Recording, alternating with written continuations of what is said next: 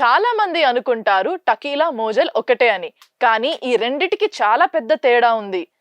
Just 60 సెకండ్లో ఆ విషయం తెలుసుకుందాం. ముందుగా ముడి సరుకు టకీలా మరియు మోజల్ రెండు అగేవ్ మొక్క నుంచి వస్తాయి.